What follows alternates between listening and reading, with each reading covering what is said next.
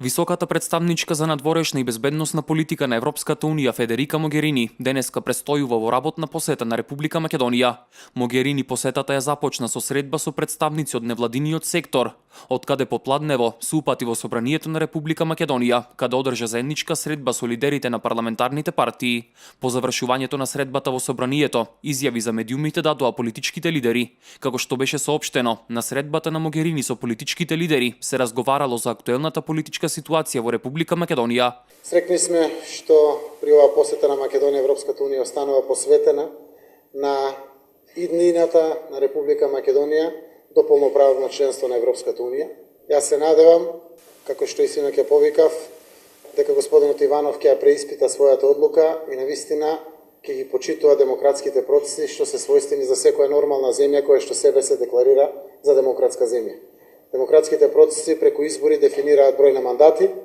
Имавме средба со господја Могерини, со представници на Европската унија, пријатели на граѓаните на Република Македонија, пријатели на државата на Република Македонија, на праведна Македонија, со кои зборувавме околу политичката ситуација. Алијансата за албанците уште стои и ќе стои за декларацијата на албанските политички партии или платформа, како сака да ја нарекуваат. Како што знаеме, собранието уште ја нема завршена конститутивната седница, владата е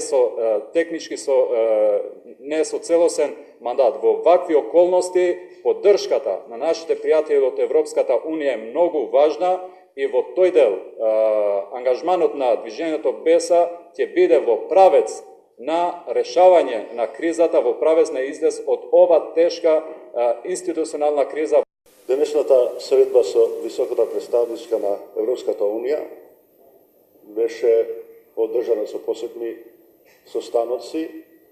Нормално јас го искажав ставот на ДПА дека после одлуката на Иванов јасно е дека се потврдија тезите, платформата и програмата на Демократската партија на албанците. Затоа уште еднаш укажуваме дека треба албанците да се приклучат кон платформата на ДПА, да се промени уставниот поредок на Македонија, каде албанците нивното одлучување ќе барат да бидат на исти разини или на исти ниво со македонците.